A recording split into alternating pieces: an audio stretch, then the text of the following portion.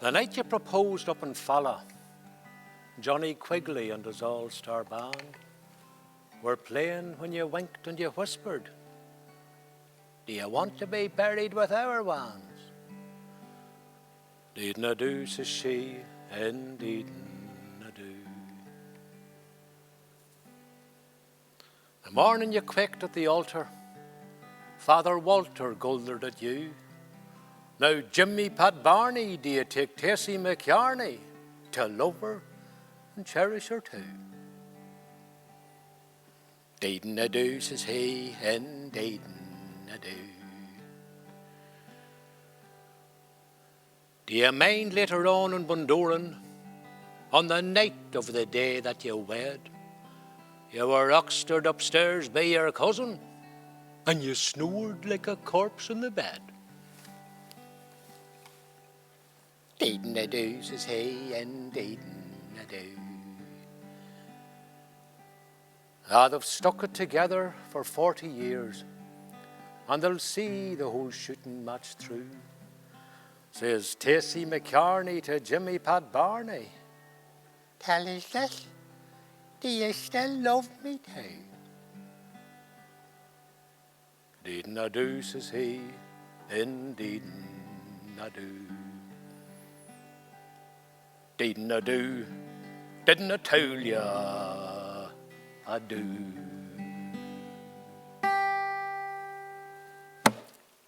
And did you title that, I suppose, "Indeed na do"? Of course I did. Indeed na did. Indeed na did. Indeed na did you? I suppose you got it near enough. Always the bitter word, Cousin Pat. Did you ever tell these, you know a man with a double barrel, do you know what a double barreled name is? I certainly do. But out in our country, they have the wildest habit of using these double barreled names. Right. Well, give me an example, Cousin Pat. Well, Packy Francie. That's one. John Joe. John Joe. That's right. You know. And Right. you could go on, and then you have the women Mary Ann. Uh-huh. You know. And Mary Jane, which you heard earlier about Mary Jane. But anyway, this is about Packy Francie. Packy Francie had about a wee acre field of corn. And he used to plant it every year. And he had this wee acre field, and it was time to cut it, and he would round it. It was just perfect for cutting. And he moved into it on a Tuesday morning with a scythe, and he started to cut round the field of corn with a scythe. And he wasn't 3/4 way round the field, and he heard the gate rattle. And wasn't his neighbour Mick the Fiddler? And out in our country, there's nicknames on everybody. Well, this was Mick the Fiddler. And he had to get rattled, and Mick came in. Well, Mick was one of them neighbours, would be wild, helpful, you know. If you had anything at all, and Mick would land, he'd give you a hand at it. So Mick landed, and together the sheaves of corn after Packy with the scythe. And Mick was a well, good, eager worker, but he wanted to let the people know he was a good worker. So as Packy was cutting with the scythe, Mick was coming up here behind him, and he was reaching in and gathering the corn like this, you see. And because every time Packy would come round, he was reaching for them, and Packy said, "Stop, stop, Mick. I'm going to take the hand clean after you if you don't stay back." "Oh, good enough." So we go, he did stay back for a while, but they hadn't the one round cut, didn't he reach in this time? And he caught the wrist.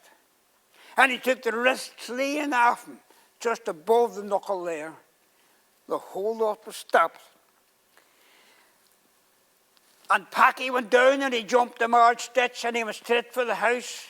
And he got the miner van out and he run down into the dairy and he got a fertiliser bag and he threw it in behind the seat. He got the van round to the gate, and lo and behold, he got him in and he got poor Mick into the van and he put the bag, he put the fertiliser, he put the hand into the fertiliser bag and away to the county hospital. This happened out in Tully Yard. And he came down through Drumquin, in the Gilly Road, down the Derry Road, out Kempsey, and straight up to the county hospital. Now, this was the time that we had the county hospital at the end of Campsie, you know. So we landed up, I went in and the doctor, the nurse was there. He says, if a man here has lost his hand, would there be a doctor about? Oh, by God, you're very lucky. For Dr. Pinto's on the night. No time but Pinto landed down. He looked at the hand, and he got your man up in the bed, and he started, and he took the hand out of the fertilizer bag, and he started to sew it on. Well, Packy Francis said, I think, he says, I could go on ahead home, for he'll be here for a day or two. Indeed, Pinto says, indeed, he'll not. Just you sit your ground, and he'll be out in about 20 minutes. Well, you know, it was the half hour, all right, and out Mick came, and the hand was sewed on. And he got back, and he got into the minor van, and he sat like this. Well, he had a sling on, all right. And Packy left him out of the house. And by God, you know, when he was getting out, he was able to open the door with the hand. Pinto done that good a job. But after that, there was no more word about Mick the Feather. He got the corn in, he got it threshed and everything, and there wasn't a hit more. The following year, he bought himself a pony and a wee tilter. Now, a tilter's a wee thing that you sit like this, and you reach out and you pull in the corn like this, you see, and down round the field she goes. Well, he was only 3/4 way around the field and didn't hear the gate rattle, and it was Mick back. He looks, where am I going to put him? Well, in these tilters there was 2 seats, the one for the driver and the other boy beside it, and he put him up on the other seat, and all he had to do was pull in the corn. The thing was going great. He was going round and pulling in the corn, no hassle at all. But down underneath a big bush where the corn was thick and heavy, he pulled in this lump of it, and didn't he fall off? And the big cutter came round, and he took the leg clean off him, just below the knee.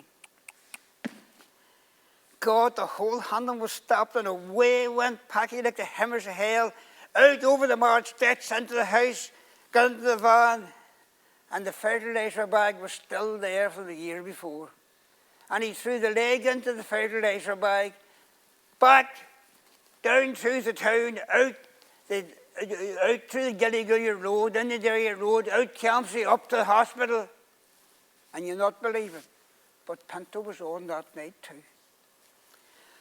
And he set him up, and he started to sew the leg on, and the thing was going powerful well, and he had the leg well sewed. But of course, Packy Francis thought, I'll head away on home. No, Pinto said, just sit your ground. He'll be with you in about an hour. So he went, and good enough, in about an hour, he came out, and him kind of going along like that, you see, and him kind of having, but he was able to put a bit of weight on it. But whenever he dropped him off at the house, that was the end of him. He never seen any more of him the rest of that year. He had the corn in, threshed in the haggard and everything, done and dusted. The following year, he got the corn cut, and Mick never appeared. He got it into the haggard, and he got stacked, and no word of Mick. And the thresher came, and the men started threshing, and everything was going grand. They had started the second stack of corn, and who walked through but Mick the Fitter? God, he says, where am I going to put him that he's going to be safe? Well, he says, I'll put him up on top of the thresher, sitting up where all he has to do is cut the shafts of corn and drop them in. Nothing can happen to him. And nothing did happen. He sat back up on a big bag of straw, cutting the shafts, throwing them in, cutting the shafts, throwing them in. They had 1 stack left to thresh. And then the bee fly into Mick's ear. Mick got his finger in like that, and he started to poke and pull, and he got the bee out, but God, didn't he fall off, and he fell down through the big hole in the thresher, straight down, and the big baiters came round like that, and they took the head clean off him just above the shoulders. Oh, Lord, you want to see that for a hand? The whole lot was stopped. And Mac run down and he started to look about to see if he could find the head. And there, in underneath it, he found the head and he checked if it was Mac's head, and be good it was.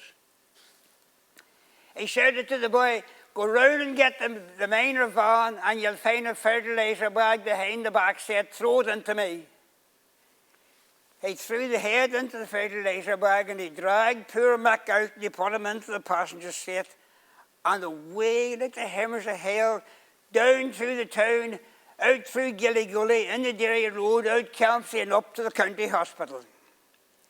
And he got Mick dragged in and he sat him down and he brought the head with him in the fertilizer bag.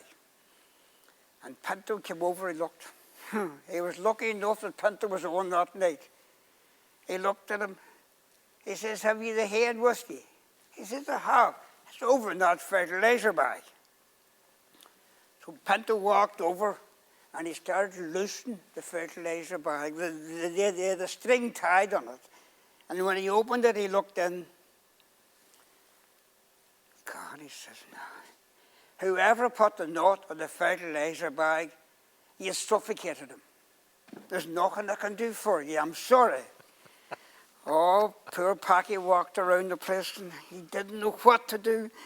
And Pinto says, well, excuse me now, man, the only job you can do is tell the nearest relative. And Packy, he stood. The nearest relative. Who was the nearest relative of Mick the Feather? Oh, by God, that's right. He'd a aunt lived in Girvahullion. I'll call with her on the way home. So he got poor Mick out into the passenger seat and he took the head with him and he put it in behind the driver's seat and he headed for Girvahullion.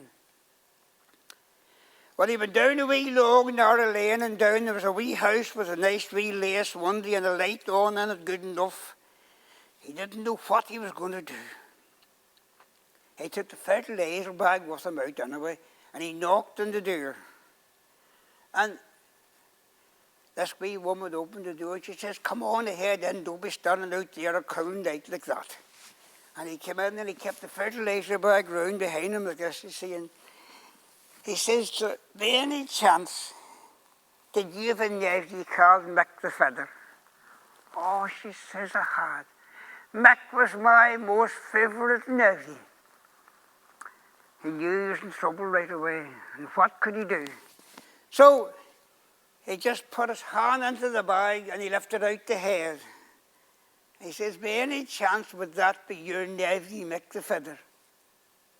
Well, the wee woman got up and she looked at it and she walked round it a couple of times and she says, you know, it's well like him, but Mick was a far taller man than that. Is that a true story, Cousin Pat? Every word of that's true. Lord save us and bless us. You know, a stitch in time. That's definitely so. Who's that at the door? Hello, the hens are laying of a half a dozen of eggs for you. Oh, be good. And as the hen started laying again. You have? Jesus, thank you. You wouldn't leave them somewhere, would you? Be careful with them. Hey, oh, there's me and him sitting here. You wouldn't by any chance give us a song, would you, when you're here? Oh, I suppose I will if you twist my arm. Oh, come on, sit down.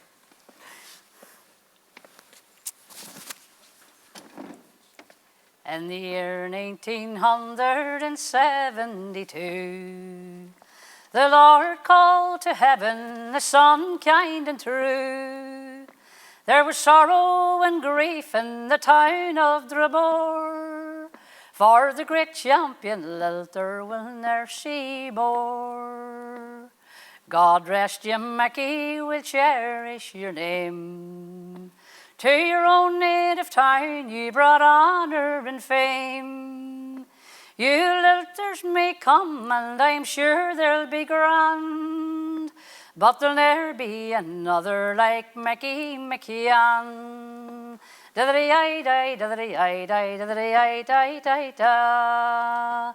At the All-Ireland Fleadh held in fair Clonestown, the All-Ireland champions have all gathered round. But amongst them was one who was out on his own, was McCann from Drumore in the county Tyrone. God rest you, Mickey, we'll cherish your name. To your own native town you brought honour and fame. You lilters may come, and I'm sure they'll be grand, but there'll ne'er be another like Mickey McCann. Of friends he had many, but I'll mention one. His lifelong companion, the fiddler Frank Quinn. Together they played in the style on their own, the greatest in Ireland and best in Tyrone. On a green hillside grave they have laid you to rest, and the music you loved is still played with request. But each passing year we'll remember you more, the great champion lilter McCann from Drumore. Oh, God rest you, Mickey, we'll cherish your name. To your own native town you brought honour and fame.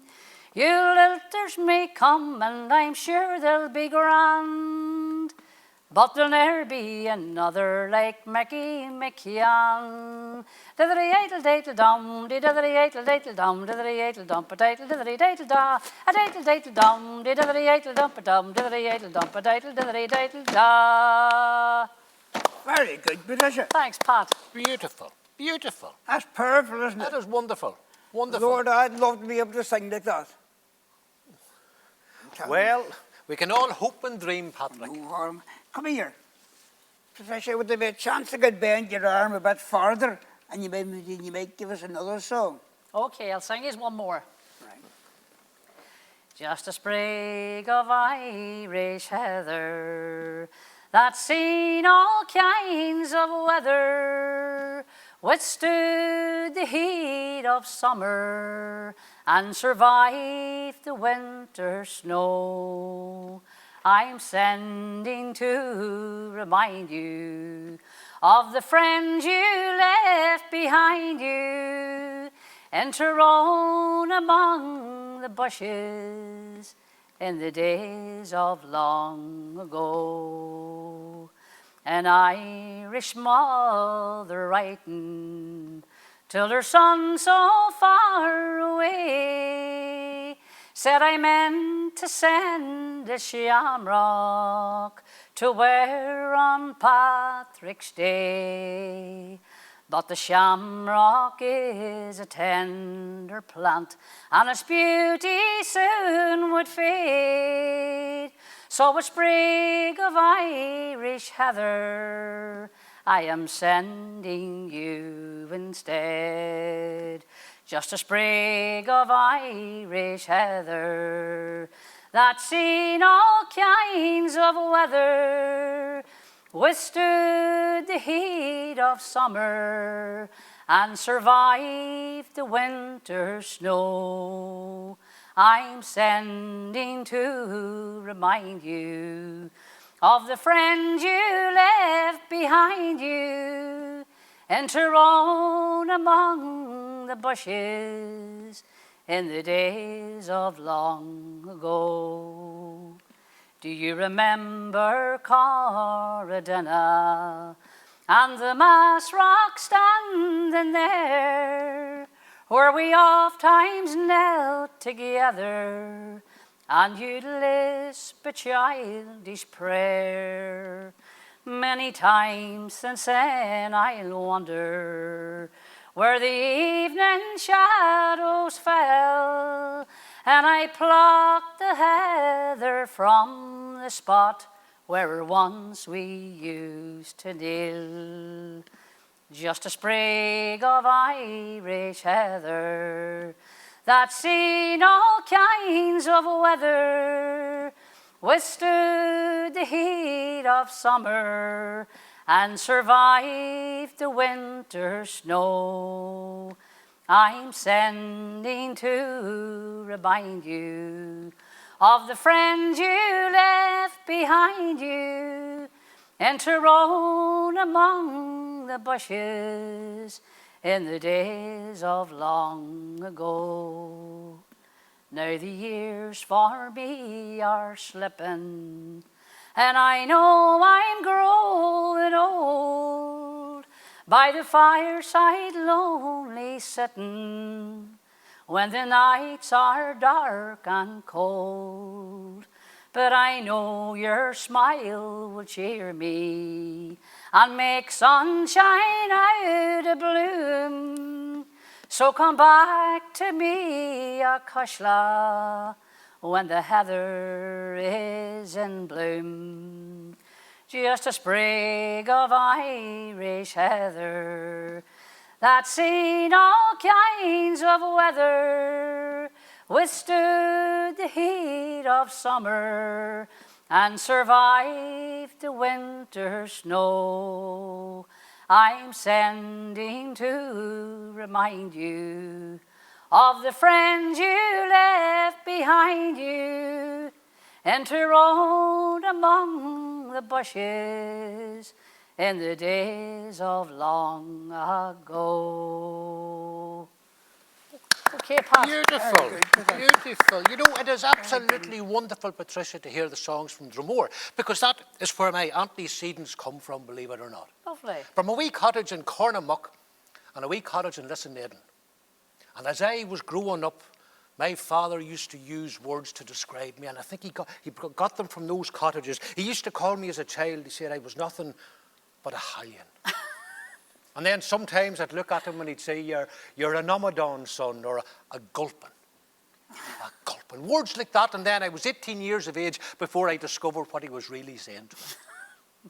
But he used to use 3 words, you know, when he wanted to describe something. A great landscape.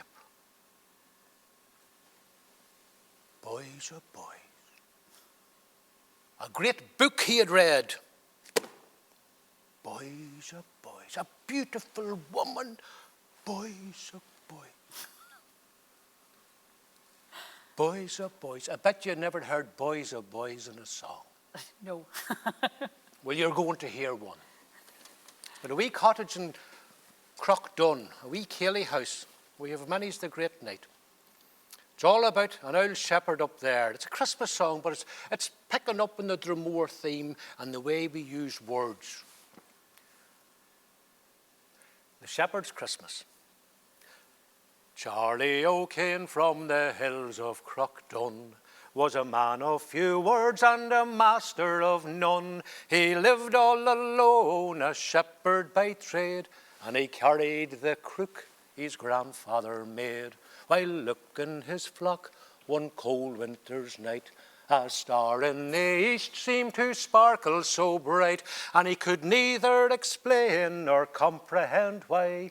He just had to follow that light in the sky. He climbed over ditches and plagged across fields belonging to Kellys, McCanns and O'Neills, to finally stop where the siren star led to the back of beyond and Joe Murphy's shed. Creaking open the door, he tiptoed on in, and there in the darkness, making no din, silhouetted against the harrow and plough, stood a piebald donkey and wee moily cow. Trembling and twisting his cap in his hands, he knew in his heart but could not understand why he'd never forget the sight that he saw, a mother and baby asleep on the straw.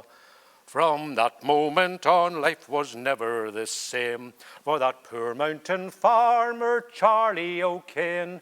And when asked of the wonder of that Christmas day, boys, oh boys, was all the old shepherd would say.